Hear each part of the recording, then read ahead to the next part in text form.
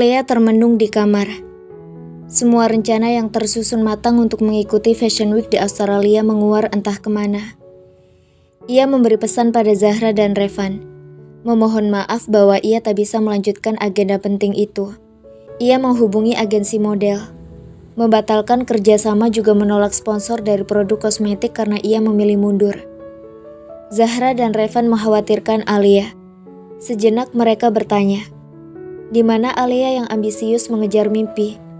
Kenapa mendadak ia membatalkan semua? Namun Alia tak membalas. Ia mencoba menata hati meski tak mudah untuk menyatukan kembali serpihan hati yang retak. Tak ada yang lebih menyakitkan ketika seseorang yang diharapkan akan menghabiskan masa senja bersama, kini menjelma menjadi sosok asing yang bahkan tak mampu menghargai air mata yang terus menetes. Diandra melangkah ke kamar putrinya. Ia amati Ezar yang tertidur pula sementara sang putri tertunduk lesu dengan mata sembab dan raut kesedihan yang mendominasi. Alia, apa kamu mundur dari Fashion Week? Zahra barusan menelpon mama dan bertanya kenapa kamu mundur. Dia bilang kamu gak balas pesannya. Diandra menatap Alia tajam. Alia hanya mengangguk lemah. Astagfirullah Alia, kamu mikir gak sih? Ini impian kamu sejak lama. Gara-gara suami yang gak tahu diri itu kamu hancurkan mimpi kamu sendiri. Ini keputusan yang sangat bodoh Alia.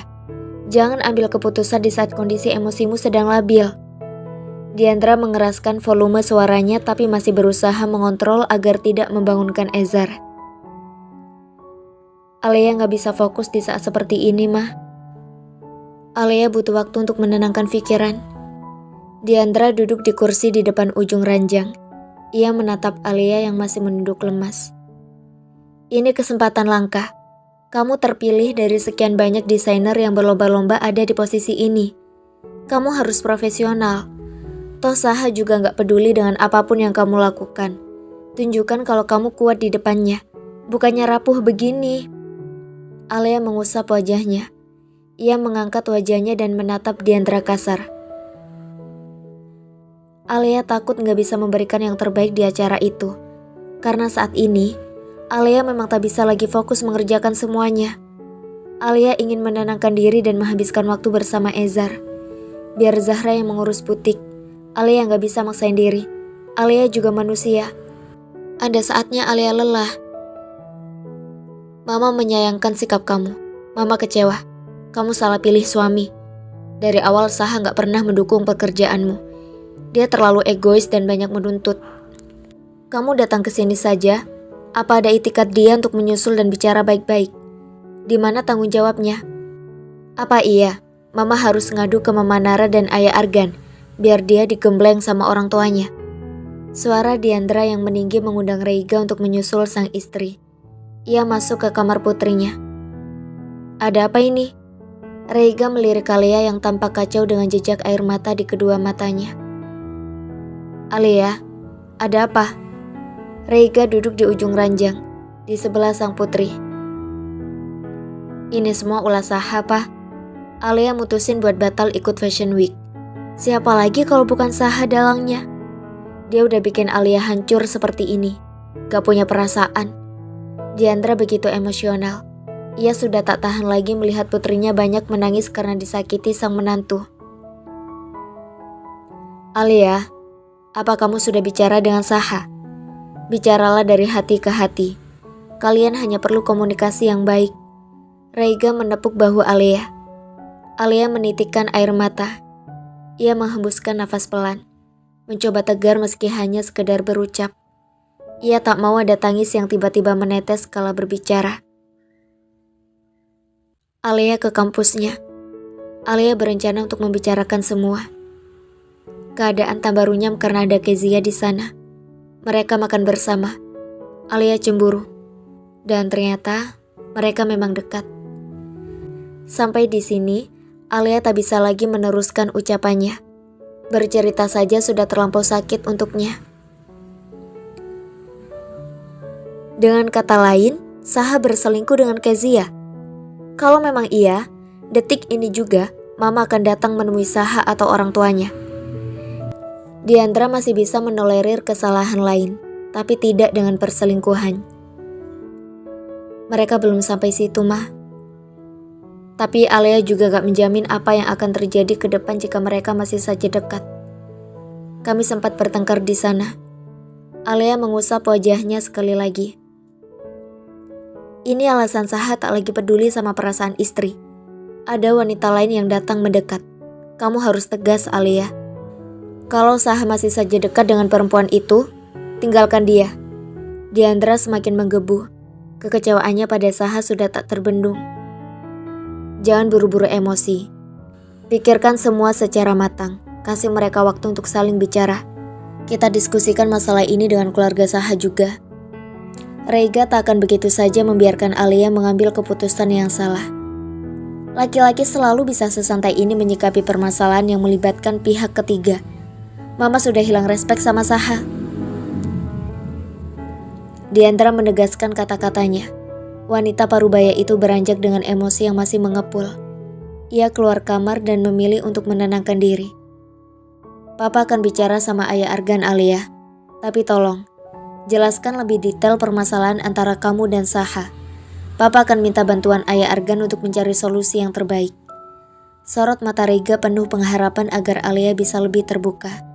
Ia merasa ada banyak hal yang masih ditutupi Alia. Alia menatap pendar netra Reiga yang seakan berbicara bahwa ia bisa menjadi sosok ayah yang bisa diandalkan sebagai tempat berbagi segalanya, termasuk dukanya. Ada satu hal yang bikin Alia benar-benar kecewa.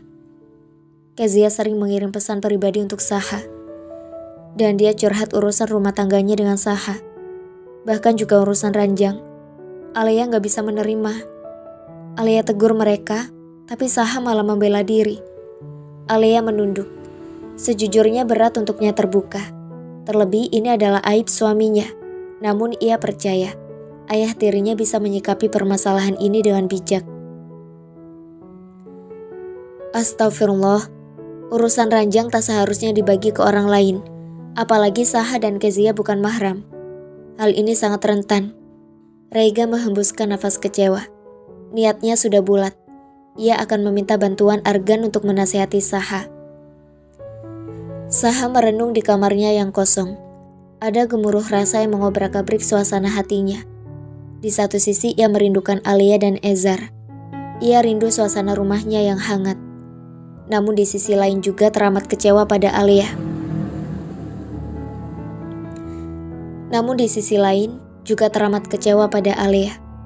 Sosok Ridwan, rekan sesama dosen, kembali membayang. Pak Saha, saya mendengar desas-desus pertengkaran Bapak dan istri Bapak di kantin dan melibatkan Bu Kezia. Saya nggak bermaksud ikut campur urusan Pak Saha. Tapi rumor ini sudah sampai pada Pak Dekan. Jadi sebaiknya Pak Saha berhati-hati dalam bersikap. Bahkan para mahasiswa pun mulai bergosip tentang hubungan Pak Saha dan Bu Kezia.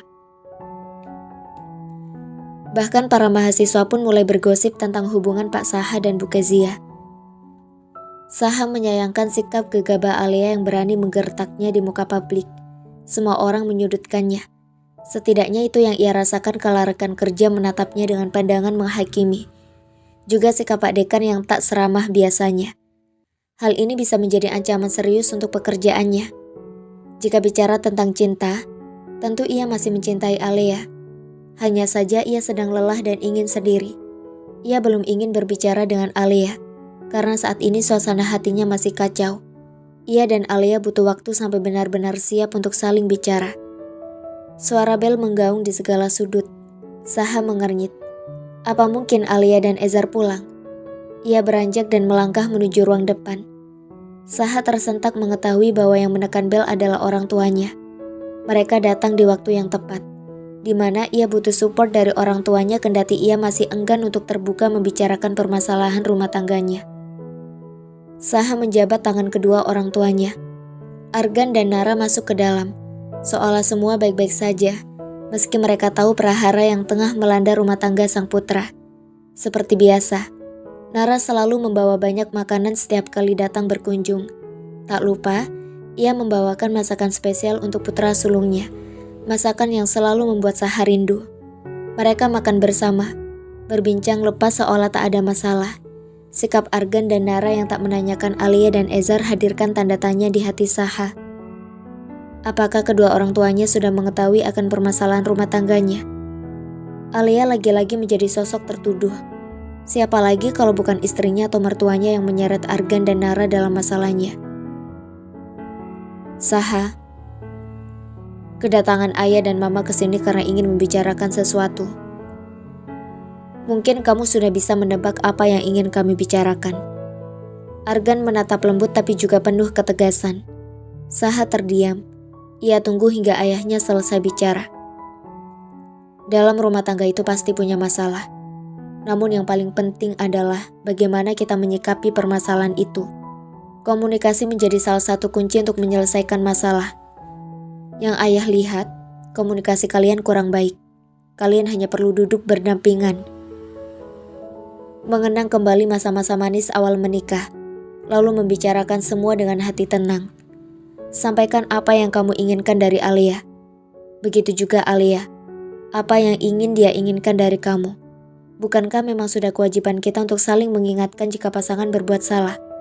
Kedua pihak harus sama-sama memperbaiki diri dan menurunkan ego. Saha masih membisu. Nara pun mendengarkan perkataan sang suami tanpa bersuara. Ia tahu, sang suami pasti bisa memberi wejangan yang tidak memihak salah satu pihak. Saha, ayah sudah mendengar semua dari Papa Rega. Yang ayah simpulkan, kamu keberatan Alia bekerja terlalu keras hingga waktunya terforsir. Kamu ingin Alia meluangkan lebih banyak waktu di rumah. Lalu Alia ingin kamu mengerti pekerjaannya dan tidak lagi menanggapi curhatan lawan jenis. Bahkan Papa Rega bilang, Alia mundur dari Fashion Week yang akan diadakan di Australia. Saha terperanjat. Alia dengan segala mimpi yang selalu ia nomor satukan membatalkan rencananya untuk ikut Fashion Week. Dia ingin memperbaiki hubungannya denganmu. Namun apa yang ia dapatkan? Saat tiba di kampus, dia melihat kamu makan bersama Kezia. Dan yang tidak bisa Alia terima adalah kamu menanggapi curhatan Kezia tentang urusan ranjang. Menanggapi curhatan biasa saja tidak boleh, apalagi urusan ranjang. Ingat Saha, kamu dan Kezia bukan mahram. Ada batasan yang tidak boleh kamu langgar. Argan menatap tajam sang putra. Tentu ia sangat kecewa dengan sikap Saha yang menganggap sepele pertemanan dengan lawan jenis. Pertemanan yang bahkan sudah mengarah ke hubungan yang lebih dari sekedar teman. Dan kamu juga perlu tahu, perempuan itu makhluk yang sangat pencemburu. Semua perempuan menginginkan lelakinya hanya untuknya saja. Nara menambahkan. Saha menghela nafas. Ia sudah menduga Alia dan keluarganya pasti akan memojokkannya dan mempengaruhi orang tuanya untuk juga menyudutkannya. Ayah, Mama, kenapa selalu Saha yang tersudut? Oke, Saha salah karena menanggapi curhatan Kezia. Tapi Alia juga harus introspeksi. Dia sudah sangat sering abai dengan keluarga. Kerja tak kenal waktu. Ezar sudah beberapa kali dititipkan ke Bunda Riana atau Mama Diandra. Dia kurang memperhatikan Saha. Dan yang paling mengecewakan adalah dia datang ke kampus dan bicara tanpa beban membeberkan curhatan Kezia. Di situ banyak mahasiswa. Bahkan rekan dosen ada yang menegur karena pertengkaran kami sampai ke telinga Pak Dekan. Apa Alia tidak cukup puas mempermalukan suaminya sendiri di depan umum? Bukan begitu cara berbicara. Saha menghirup nafas dalam-dalam dan mengeluarkannya perlahan. Ia belum bisa menerima sikap Alia yang menurutnya sudah sangat keterlaluan. Argan terdiam sejenak sembari mengamati Saha yang kembali membisu. Sedari kecil, putranya memang memiliki ego yang besar dan susah sekali untuk mengakui kesalahannya. Menghadapi Saha kecil dan Saha dewasa terkadang tak jauh berbeda, karena ego itu masih kental menguasai pemikiran Saha.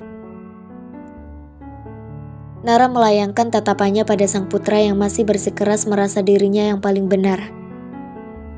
Baik, Alia mungkin salah karena membicarakan aib di depan publik. Namun Mama bisa memahami sikap Alia. Saat itu dia melihat Kezia ada bersama kamu. Perempuan mana yang gak akan cemburu? Mungkin dia berpikir dia bisa bicara dengan Kezia saat itu juga untuk memintanya menjauh dari kamu. Perempuan yang sedang cemburu dan bersedih terkadang tak bisa berpikir jernih dan menuruti perasaannya. Terkadang ia hanya ingin meluapkan semua rasa sesak karena ingin didengarkan.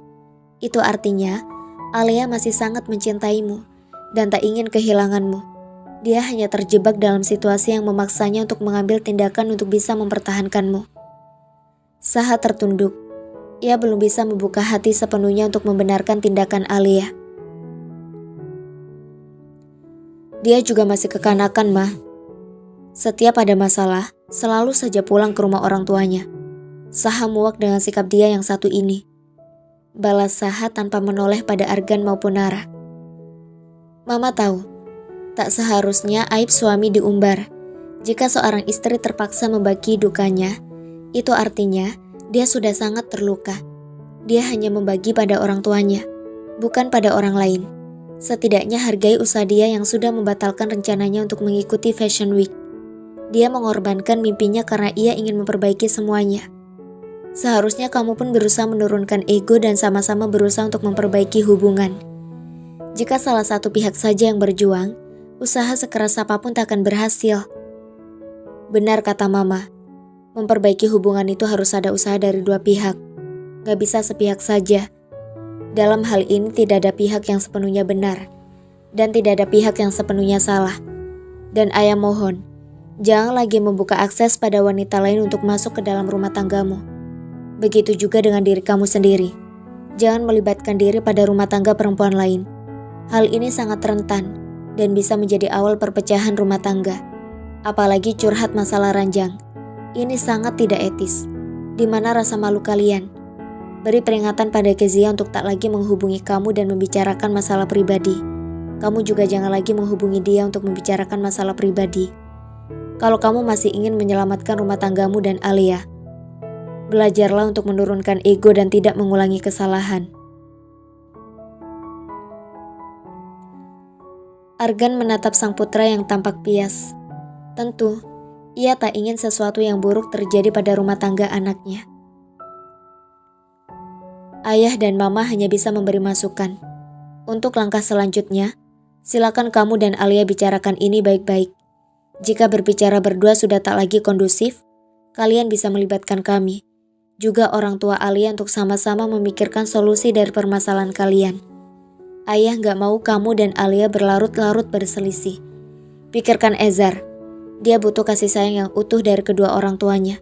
Setidaknya belajarlah menepis ego demi anak. Kata-kata Argan meluncur tegas. Kalian masih punya banyak waktu untuk membicarakan. Cari solusi yang terbaik. Alia meluangkan lebih banyak waktu di rumah, sedang kamu tak lagi gegabah berinteraksi dengan lawan jenis. Komunikasikan selalu apa yang mengganjal di hati kalian, dan hadapi setiap permasalahan dengan kepala dingin. Saha menatap Argan dan Nara bergantian. Terima kasih untuk semua nasihat ayah dan mama. Apa Saha boleh meminta waktu? Untuk saat ini Saha belum siap berbicara dengan Alia. Saha butuh waktu untuk introspeksi. Mungkin Alia juga begitu. Argan dan Nara saling berpandangan. Mereka mencoba memahami, memberi cukup waktu untuk Saha maupun Alia agar saling introspeksi. Setelah Argan dan Nara pulang, Saha masih belum bisa tenang. Ia merenung kembali, memutuskan untuk menenangkan pikiran sebelum benar-benar siap untuk berbicara dengan Alia. Entah sampai kapan, tapi seakan hati yang dulu berkobar dipenuhi cinta, kini perlahan meredup.